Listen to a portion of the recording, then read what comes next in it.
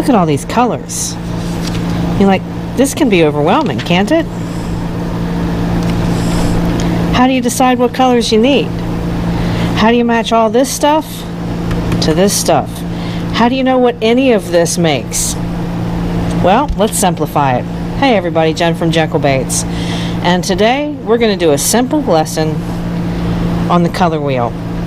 Now, this might be basic for some of you guys, it might be a refresher, and it might be eye-opening for some of you guys that are out there and gals that are spending a lot of time and a lot of money on trying to match up the exact colors for replicating the baits that are already in process, and some of the bigger name brand baits if you have repairs or you want to try and match a color for a customer, or if you're thinking that, hey, I only have to get this one shade of green. Well, guess what? You guys can mix just about any color out there, save yourself some money, and really get a little bit more creative and out of the box thinking if you learn the properties of color. And with that, there are primary colors, secondary colors, colors that look like they shouldn't even go together, that are opposites, that actually do match up pretty well. So we're going to talk about as much of that as I can get into one video. We're going to try and keep it under 20 minutes because I don't want to get in the weeds with this stuff, but I do want to put together some pretty basic principles on how you can save some money. Let's say you're just starting out airbrushing and you really can't afford to get all this stuff or all that stuff. How do you know what you can get that's going to be effective and that you can make the most out of what your purchase is? So we're going to start with three things. We're going to start with black and white and the primary colors. So black absorbs color, white reflects color, and your primary colors. Well, how do you know what your primary colors are? Primary colors are colors that you can't really make anything out of using other colors. And there's only three. You have blue, yellow, and red. But with those three colors and tinting, which is your black and your white, you can get shading, you can get darker, you can get lighter. You can create just about any color you want with those five things: black, white, and your primary colors. So instead of overwhelming you guys with a bunch of different colors all at once, we're going to break it down real simple. We're going to get rid of this, which I'm going to leave a link in the description below. This is Watercolor Mixes, but it is so important, and this is one of the best things that I've found for blending. I don't use it as much as I used to because I've kind of got it down, you know, what I need to mix what colors. But if you want to learn how to mix airbrush paints better, the same rules apply. I'm going to leave a link in the description below for this particular book. I love it. This has just really put me over the edge as far as proficiency in color mixes and washes, in airbrushing, in canvas painting, everything else. Super book. So let's get started. Okay, so I'm going to get a few pieces of scrap paper, and what I'd recommend if you really get into color mixing and you're excited about it is get yourself a little scrapbook.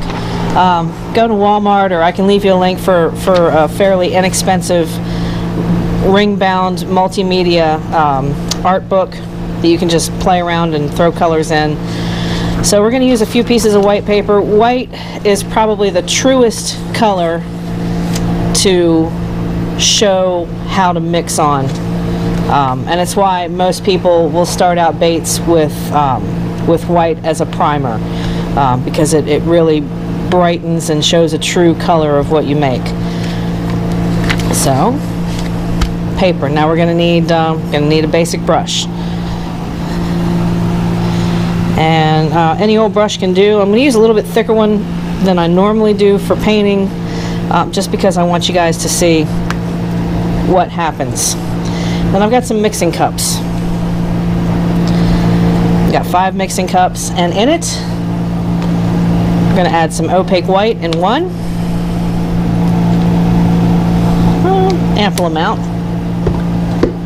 Some true black, just an opaque Createx black in the second one.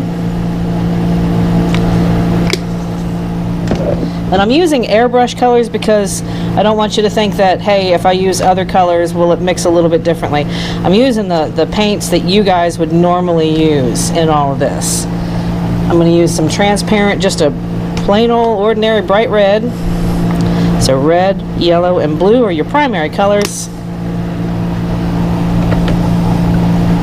We have, let's see, where is my yellow?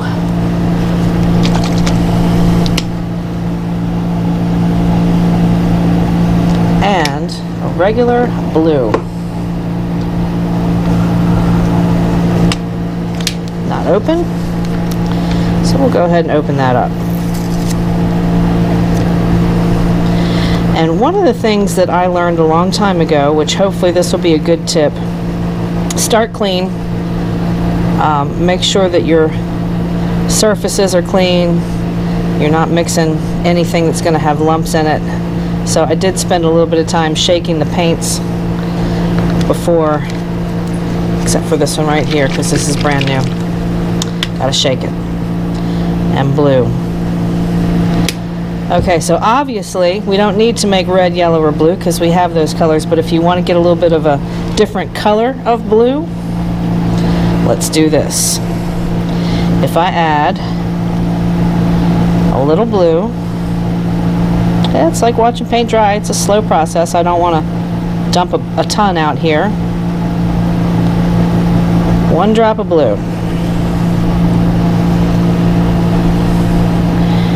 One drop of white.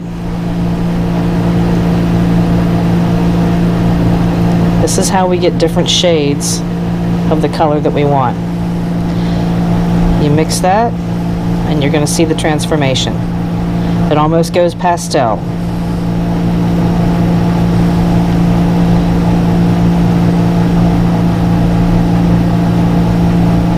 And you saw what colors we started with.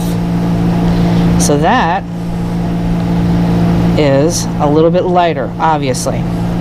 Now if you do the same thing with black, and I'm only going to demonstrate this with one, with the blue, to demonstrate lightening a shade and darkening a shade.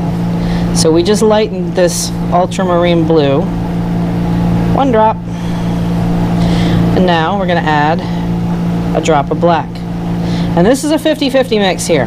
Normally when you're looking at larger portions, let's say I had this blue in the cup over here and I wanted to darken it just a little bit, but you're not going to need this much. You probably need one drop of black into this whole thing of blue over here just to darken it a little bit. So you can see that a 50-50 mix turns this almost to an indigo or a gray. But you can still see that blue base in it. But the reason I did that is because I wanted to prove a point. You really don't want to overshadow and overmix your blacks. Blacks will darken quicker than white will lighten.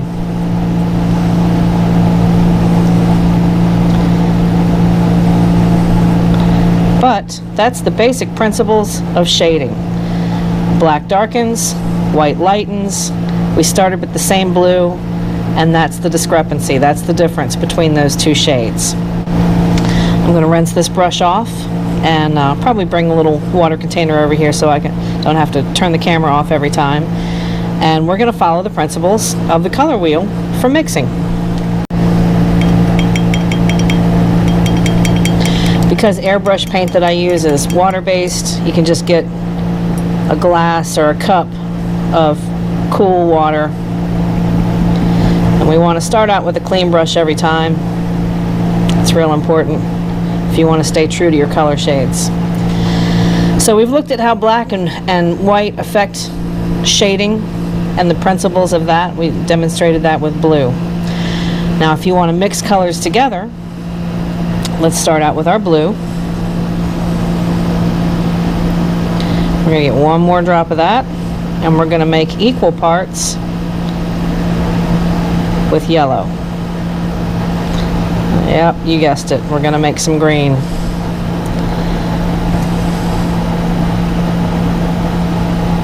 One drop of each.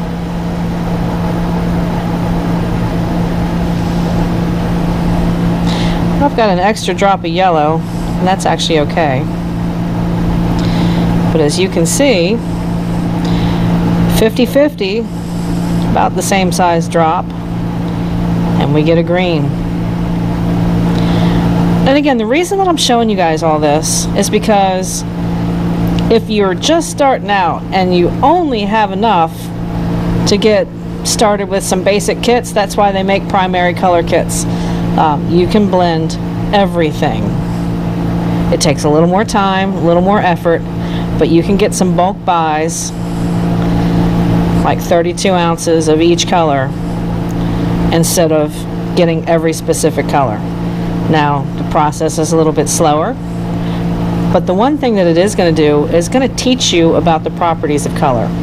Now, we've just made green with 50% blue and 50% yellow. If I bring more yellow into that, you can see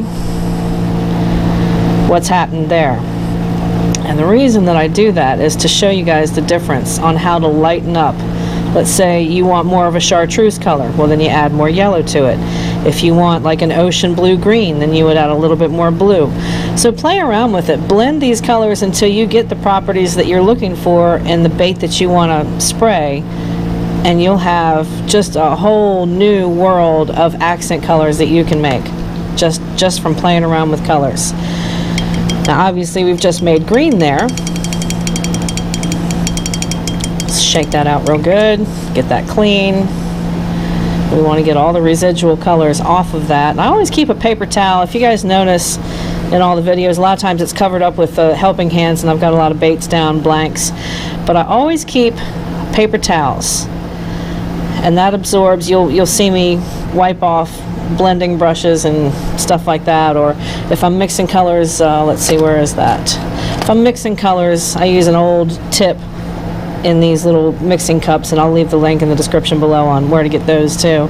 But I'll just roll this off. It comes in handy, and I keep it right here on my spray bench. So just to review real quick, shading darker, shading lighter, mixing two primary colors together, that's the green and the blue. So obviously, if we mix yellow with red, we're going to get orange, and we're going to do 50-50.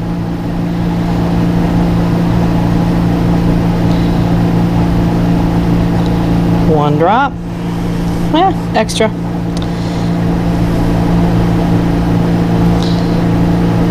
This time I'm going to go just a little bit below here.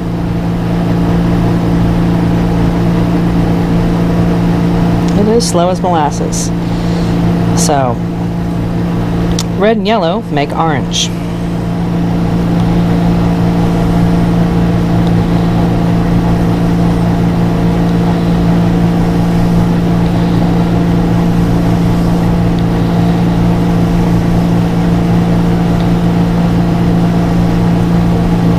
Are you noticing what happened? One drop of red, 2 drops of yellow hasn't changed a whole lot. That's going to happen. Red is a tricky color to play with. It takes a lot more red than it does the other primary colors for some reason to shift that color change. But to stay with the principles, and now it's starting to change it. There it goes. It's getting lighter on the edges. Don't mix too much. Mix it slow.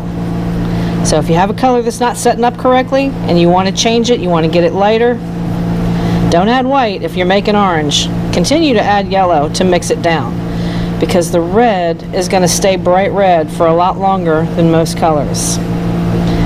And then just continue to add little bits of yellow to achieve the color shift that you want. And there we go. Now you can see that we're starting to get that different color here. Finally, right? But it takes a little bit of messing around with it and playing with it to understand that. So red's a little bit different now. The darker you get, because remember, yellow is closer to light than red is. The darker you get in your primary colors, the more it's going to take to blend.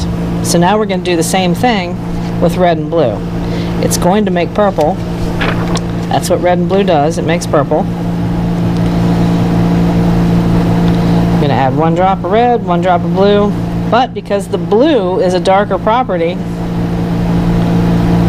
this is going to go a lot faster than adding this to yellow to make orange. It's going to darken up pretty quick.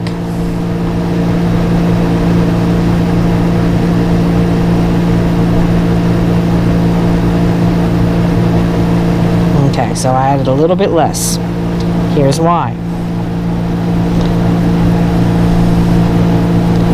See how dark that's going? Now this is pretty much making a red violet.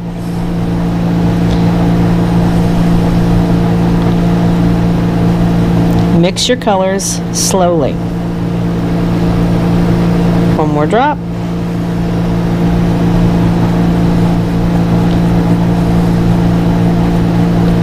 Now you're starting to see that violet property.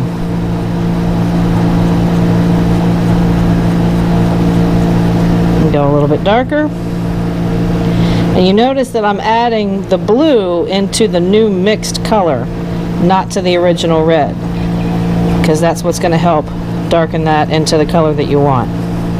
And now you've got your purple. So in this one is a pretty good example of how the color shift happens. You've got red, you've got a red violet, and we're finally getting to the plum blue purple that we're looking to get.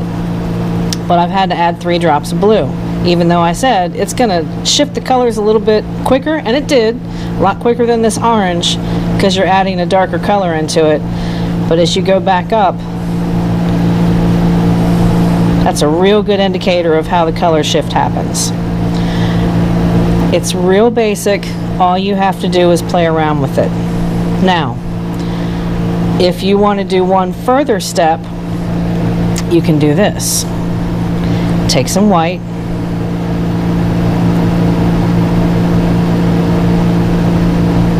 drop it down onto your purple, and the paint's still wet enough. I should be able to achieve this.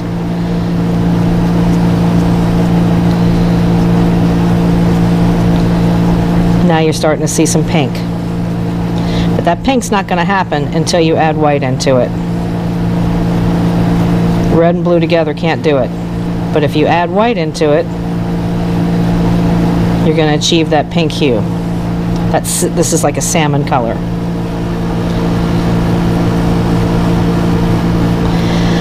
So this is a pretty decent demonstration of how you can blend a couple of simple colors to get new colors and achieve some pretty neat effects.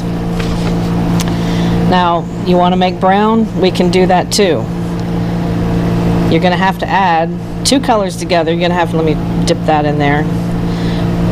You're going to have to add the red after we add the blue and the yellow, because green and red make brown.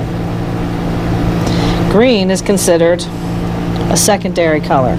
Orange is a secondary color. Brown, that's kind of like a supporting color, because you need 3 colors to achieve that.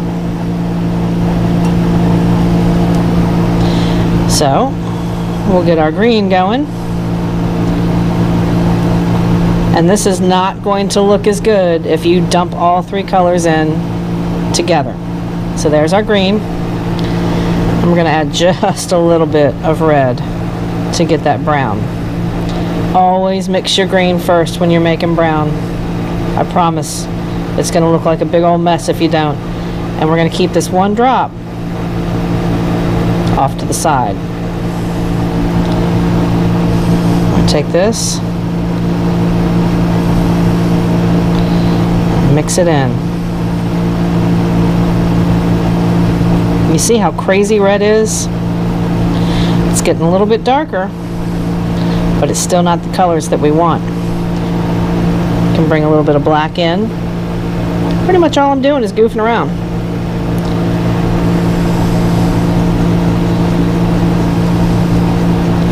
Now we're starting to get that brown hue. It's not a burnt sienna.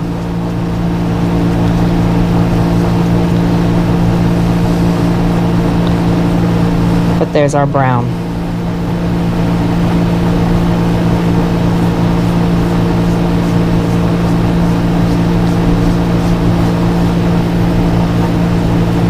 Just takes a little bit of understanding what happens in a color wheel. So let's take a look at the color wheel. So this old color wheel I've had probably for about 5 years. Was one of the first color wheels that I got with, was like a little primary kit of colors that came with this old master compressor. And the compressor is phenomenal, by the way. I've used more expensive ones and I've tried different ones. This thing knocks their lights out. It's held strong for a very long time.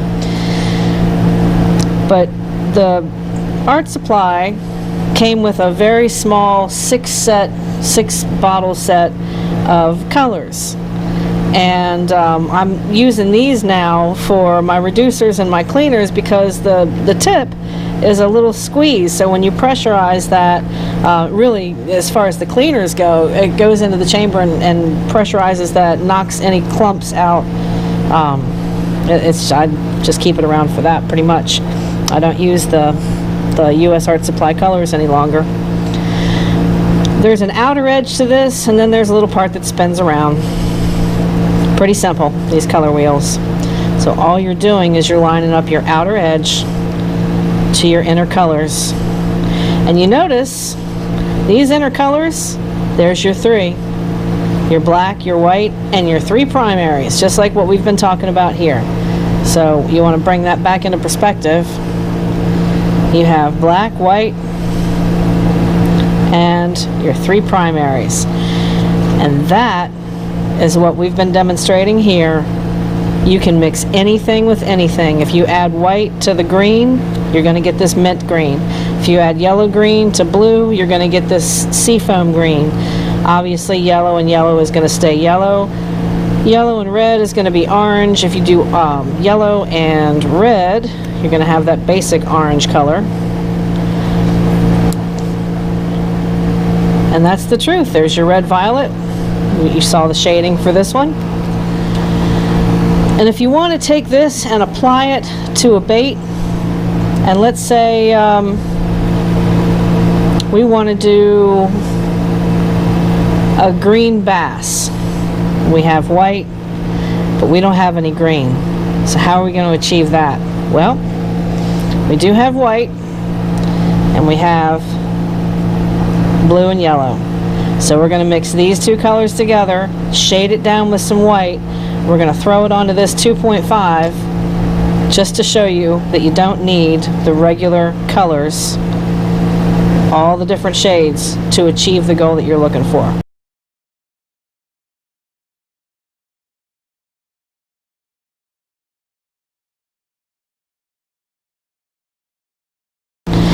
So I have white, so that's the first thing that we're going to use. I'm going to put a little bit of white in the chamber, make sure my chamber is clean. I'm going to just do a light prime spray on this. Not a real heavy one. It really doesn't take much. I think I just put about 3 drops of white opaque, and we have some basic primer. It's warm enough in this in this bat cave here. Now here's the thing. I'm going to leave a little bit. Now I'm using reducer and not cleaner, just to make sure there's no clogs in here. But I'm going to leave a little bit of that white in the chamber as is. Always add your lighter to your darker colors. Got some yellow, just a few drops, and I've got a little bit of reducer in there. So all I wanted is coming out. So with the yellow, we're now going to add just a little on the cheek and down that lateral line, a little on the cheek and down that lateral line. That's it. You can see on white primer, just a little goes a long way. You really don't need that much. But on that, we're going to add just a drop of blue, and I'm going to add a little bit more yellow on top of it. And I'm mixing every single thing that I'm going to spray today right here in the chamber. So we already had this stuff in a mixing cup, and I'm just taking a clean tip of a brush. And I'm mixing that down right in the chamber. And as I roll that off, you can see the color that's created. Pretty neat little green. It's a light green because I have more yellow and white in there than I do blue. It takes less dark color to get the achieved properties that you want than you might think. So that's why I'm trying to stress, make sure you mix slowly. Don't add a ton of a dark color to a light color to blend, because you're going to end up with a mess. So now that we have that,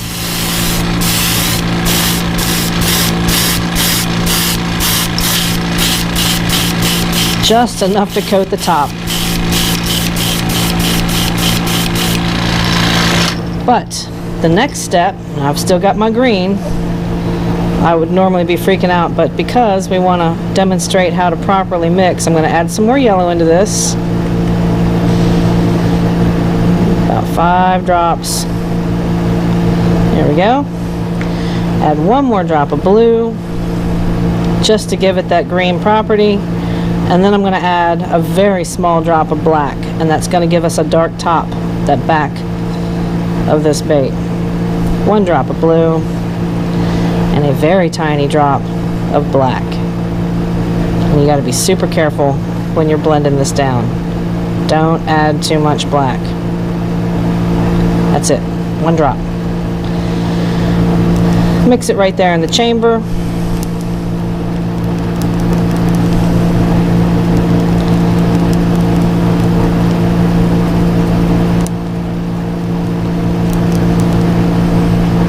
And if you want to see what you're mixing, now you can see that this is getting darker now. This is lighter, this is getting darker now. So we're going to add some accent into here.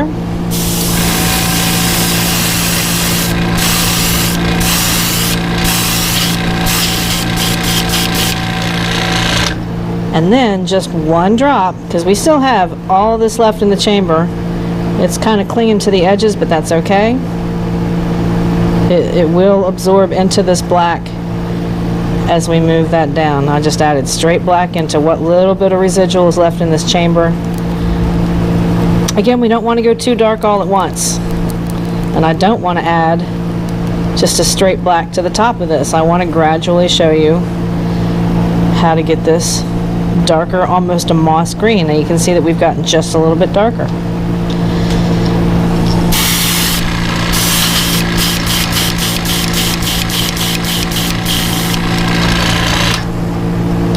There it is. It's a little bit darker on top, fading down into a yellow. And all we've done is mix the blue and the yellow together, added a little bit of white on our primer that was in there first, and we're gradually adding black on top of that. And we're going to add 1 more drop. And this time I'm not going to mix it, because we want to accent. I'm going to turn the pressure down. My pressure's on about 45. Make sure it's spraying out correctly. Yep. Now we don't have a true black in here. We still have a shade because of everything else that's in there. But now we have the shading on the eyes. And how about that? We didn't use any green at all, but we have a green bass. There you have it. And I can even take, if I wanted to do a hand detail, I could stencil it if I wanted to, but I'm going to clean the chamber now because we've achieved the colors that we wanted to achieve. Turn this back up just to blow this all out of the chamber.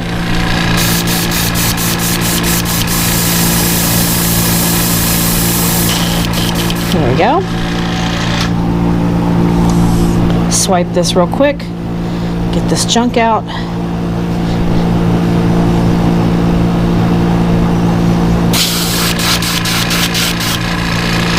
And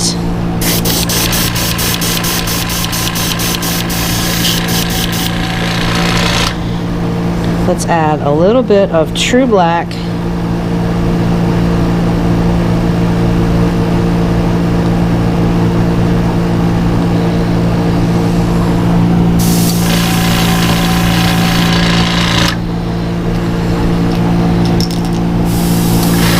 Just on the eyes.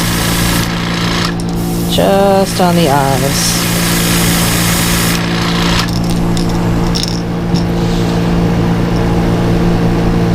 You can even kind of hit that gill line. Darken that up a little bit. And there's the basics to a green bass without any green paint. Blue, yellow, black, and white. And that's how you do it. If you guys have any questions on how I achieved this, or if you wanted to see more in-depth on color shifts and the properties of the color wheel, leave me a comment below in the description, and I appreciate your time.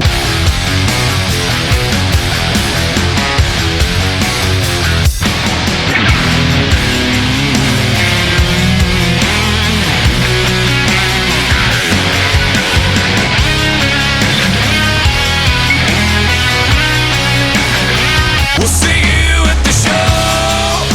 If you don't come, we'll never know.